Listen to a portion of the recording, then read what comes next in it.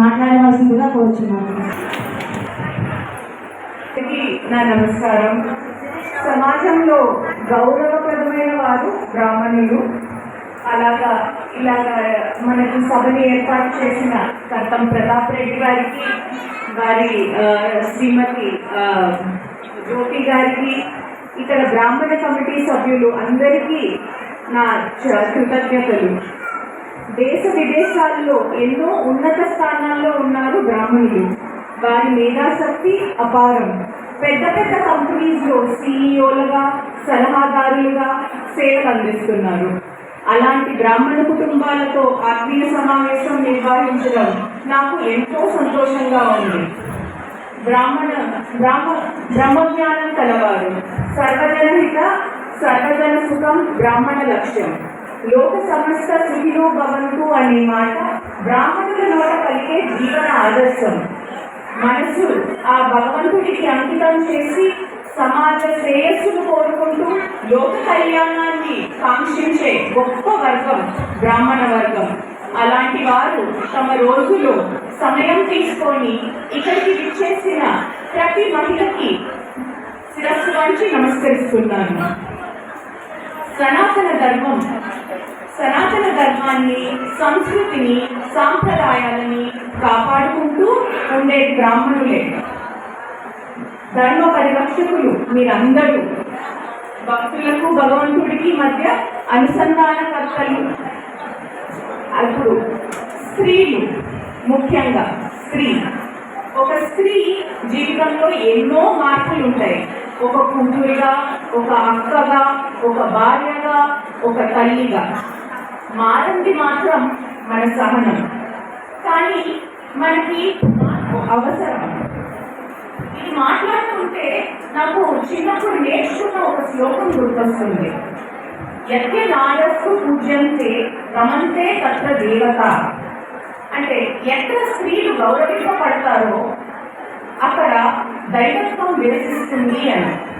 ఇదే ప్రేరణగా తీసుకొని మన స్త్రీల కోసం వైఎస్ఆర్సీపీ పార్టీ ఎన్నో సంక్షేమాలను పరిచయం చేసింది. పుట్టినప్పటి నుంచి వృద్ధ వయసు వరకు మనకు తోడుగా, నీడగా, ధైర్యాన్ని ఇచ్చే ఒక తల్లిగా ఉంది మన వైఎస్ఆర్సీపీ పార్టీ. మనకి ఎవరికైనా సరే విద్యతోనే ఉన్నది సాధ్యం అవుతుంది. అది మీ అందరికీ తెలిసిన విషయమే. నాడు నేడు పేరుతో 45,000 స్కూల్స్ ప్రారంభించి ఎంతో మందికి విద్య ఇప్పిస్తున్నారు. ఆర్థిక స్తోమతతో కష్టపడుతున్న ప్రతి కుటుంబానికి అమ్మఒడి పేరుతో 14,000 రూపీస్ అందజేస్తున్నారు. జైడీ పేరుతో కాలేజ్ ఫీజు రీఎంబర్స్మెంట్, వసతి దీవెనతో పీజీ మరియు హాస్టల్స్ సీట్స్ ఇప్పించారు. మనకి అమ్మాయిలా అడగందే పెట్టదంటారు. అలాంటిది అడగకుండానే మనకి జగనన్న గోరుముద్ద స్కీమ్తో 6 రోజులు 6 వేరే రకమైన పదార్థాలతో ఆహారం అందిస్తున్నారు. ఇలాగా గర్భిణీల నుంచి వృద్ధ వయసు వరకు ప్రతి మహిళకు వారు ఏదో ఒక స్కీమ్ని అందిస్తూ ఉన్నారు. ఆడవారు, మగవారు ఇద్దరు సమానమే అని చెప్తూ దేవస్థానాల నుంచి మేయర్ వరకు 50% రిజర్వేషన్స్ మహిళలకి అందించారు. అసెంబ్లీలో అంటే మన సెంట్రల్ పార్లమెంట్ లో 33% రిజర్వేషన్స్ మహిళలకు ఉంది. కానీ మన స్టేట్ లో జగన్ గారు 50% చేశారు. అసెంబ్లీలో 33% కేటాయించడానికి నాన్నగారు ఎంతో పోరాడారు. దానికి చాలా మద్దతు ఇచ్చి చాలా కీలక పాత్ర వహించారు. మహిళల పట్ల అపారమైన గౌరవం ఉన్నవాళ్ళు. ఎప్పుడు స్త్రీలను మీరు ఏమైనా చేయొచ్చమ్మా, దేనికి మీరు తక్కువ కాదు అంటూ ఎప్పుడు ఆయనకి వచ్చినంత సహాయం చేస్తూనే ఉంటారు. రాజ్యసభలో ఉండి నాన్నగారు ఆంధ్రప్రదేశ్ ప్రజల సంక్షేమం కోసం ఎంతో కృషి చేశారు. విజయసాయి రెడ్డి గారు ఆగ్రహం లేకుండా నవ్వుతూనే మన రాష్ట్రానికి ఎన్నో లాభాలు పొందించారు. పరోక్ష రాజకీయంలోనే మనకి అంత పేరు ప్రఖ్యాతలు సంపాదించిన వారు ఇక ప్రత్యక్ష రాజకీయాలకు వస్తే మనకి ఎంతెంత చేస్తారనేది, ఎంత సేవ అందించగలుగుతారనేది మనమే ఆలోచించుకోవాలి. మొట్టమొదటిసారిగా ప్రత్యక్ష రాజకీయాల్లోకి నెల్లూరు జిల్లా నుంచి అడుగు పెట్టడం వారి అదృష్టంగా భావిస్తున్నారు. ఆయన పుట్టినది ముట్టుమూరు మండలంలో తాళ్ళపూడి గ్రామం. అక్కడ చిన్నప్పుడు స్కూల్కి వెళ్ళడానికి ఎంతో దూరం నడిచి వెళ్లాల్సి వచ్చేది, జస్ట్ విద్య అందుకునేదానికి. కష్టం మరియు స్వయం కృషితో పైకొచ్చిన మనిషి. నాన్నగారు నాకు నేర్పిన కొన్ని నైతిక విలువలు మీకు చెప్తాను. క్రమశిక్షణ, నిజాయితీ, అలాగే మెటీరియలిస్టిక్ థింగ్స్ విలువను అస్సలు ఇవ్వకూడదు. ఎప్పుడైనా మనకి మనుషులే ఇంపార్టెంట్. మనుషులు లేకపోతే మనం ఏమీ లేదు. ఒక వస్తువు ఈ రోజు ఉంటుంది, రేపు ఉండదు. మనుషులు మనకి ఎప్పుడూ తోడుంటారు. మనం ఎంత సేవ చేస్తే అంత మంచిది అని నేర్పించారు. మన జీవితం ఎప్పుడు పక్క వారికి ఉపయోగపడాలి. ఇదే మంత్రంగా తీసుకున్న విజయసాయి రెడ్డి గారిని మీరందరూ ఆశీర్వదిస్తారని కోరుకుంటున్నాను. విజయసాయి రెడ్డి గారు చదువుకున్నవారు, ఒక విజన్ ఉన్నవారు. ఆ విజన్ ని నిజం చేసేందుకు చరిత్రలో మొట్టమొదటిసారి నెల్లూరు జిల్లాకి ఒక మేనిఫెస్టో రిలీజ్ చేశారు. మేనిఫెస్టో ఎప్పుడైనా స్టేట్ కి కానీ సెంట్రల్ కి కానీ రిలీజ్ చేస్తారు. ఒక జిల్లాకి రిలీజ్ చేసింది ఇప్పటి వరకు జరగని పని. నెల్లూరు జిల్లాని ఒక క్లీన్, గ్రీన్ అండ్ స్మార్ట్ సిటీగా చూడడం ఆయన కళ. అందులో భాగంగా మనకి నెల్లూరు రింగ్ రోడ్ ప్రాజెక్టులు, మన ఇంటర్నేషనల్ ఎయిర్పోర్ట్ నిర్మాణం అన్ని చేసి ఆ ఎయిర్పోర్ట్ లో కూడా ఒక కార్గో హబ్ సిస్టమ్ ని ఏర్పాటు చేస్తారు. అన్ఎంప్లాయ్మెంట్ మనకి ఎక్కువగా ఉద్యోగం లేకుండా ఉండడం చాలా బాధాకరం, ఎవరికి నచ్చదు. అది కాంట్రాక్ట్ చేసేందుకు మెగా జాబ్ మేళాలు, దాంట్లో బ్రాహ్మణ కుటుంబాలకి ప్రాధాన్యత మనకి చాలా ఇంపార్టెంట్. ఐటీ ఉద్యోగుల కోసం అందరూ హైదరాబాద్, చెన్నై వెళ్తూ ఉంటారు. అక్కడికి వెళ్లకుండా మన నెల్లూరులోనే టెక్ హబ్ నిర్వహించి తద్వారా 4 లక్షల మంది యువతకి ఐటీ రంగంలో ఉపాధి కల్పించేది ఆయన కోరిక.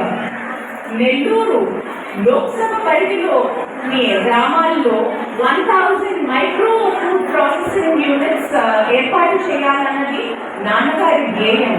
దాంట్లో పళ్ళ రసాలు, కూరగాయ పచ్చళ్ళు, పన్నీర్, చీజ్, బిస్కెట్స్ ఇలాంటి మోడర్న్ ప్రాసెస్ ఫుడ్స్ ఎన్నో తయారు చేయవచ్చు అని అది మన మహిళలకి ఎంతో ఎంతో తోడ్పడతాయి. ఇప్పుడు సచిన్ టెండూల్కర్, విశ్వనాథన్ ఆనంద్ ఇలాంటి ప్రముఖ స్పోర్ట్స్ పర్సనాలిటీస్ అందరూ కూడా బ్రాహ్మణులే. ఎవరికైనా మీరు అడిగితే చెప్తారు తమ తమ బిడ్డల్ని ఒక పివి సింధు లాగాను, ఒక సానియా నెహ్వాల్ లాగా, ఒక సానియా మిర్జా లాగా చూడాలన్నది వాళ్ళకి ఉంటుంది. ఇలాంటి కళని నిజం చేసేదానికి ఒక ఇంటిగ్రేటెడ్ స్పోర్ట్స్ కాంప్లెక్స్ స్టార్ట్ చేస్తే యూత్ కి స్పోర్ట్స్ పట్ల ఉండే ఇంట్రెస్ట్ పెరుగుతుంది, వాళ్ళకి ఆపర్చునిటీస్ కలుగుతాయి, మన దేశాన్ని ఎంతో గర్వించేలాగా వాళ్ళ ముందు సాగగలుగుతారు. ఇలాగే స్పాన్సర్స్, స్టడీ స్కాలర్షిప్స్ యువతకి, విట్రగుంటలో mega IT park, Somasila high level canal, mega godowns లాంటి ఎన్నో ప్రణాళికలు నెల్లూరు అభివృద్ధి కోసం ఆయనకి చేయాలని ఉంది. చెట్ల నాటకం నుంచి ప్రతి సమస్యకు పరిష్కారం అందించే సమర్థుడు, అన్ని చేయాలనుకుంటున్నవారు. విజయసాయి రెడ్డి గారు ఒక గోల్ ఓరియంటెడ్ పర్సన్. కేవలం మాటలు చెప్పి వదిలేసే వ్యక్తి కాదు. ఆయన అనుకున్నవన్నీ తప్పకుండా నెరవేరుస్తారు, తప్పకుండా చేస్తారు అనే హామీ నేను ఇస్తున్నాను. చాలా మంది ఒక దగ్గర పుట్టి, ఇంకొక దగ్గర పెరిగి, ఇంకొక దగ్గరికి జాబ్కి చేరుతూ ఉంటారు. అలాగని చెప్పి సొంత ఊరిని ఎప్పుడు మర్చిపోరు.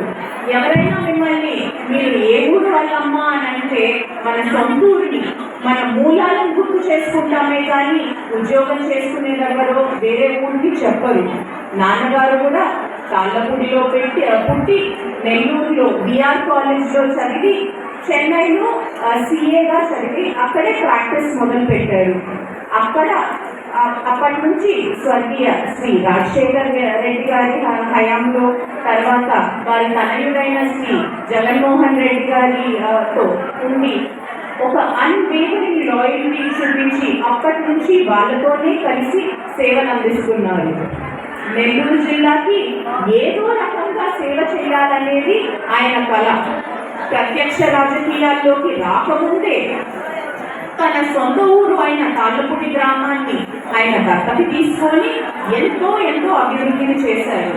అక్కడ సోలార్ స్ట్రీట్ లైట్స్, ఇంకా డ్రైనేజ్ సిస్టమ్స్, ఇంకా రోడ్స్, ఒక శ్మశాన వాటిక, వాటర్ స్టోరేజ్ ట్యాంక్స్, ఇలాంటివి ఎన్నో చేసి ఊరిని అందంగా తీర్చిదిద్దారు. ఇంకా కూడా ప్రపోజల్లో ఉండేవి private health centres, community halls, ఇలాంటివి ఎన్నో ప్రపోజల్లో కూడా ఉన్నాయి.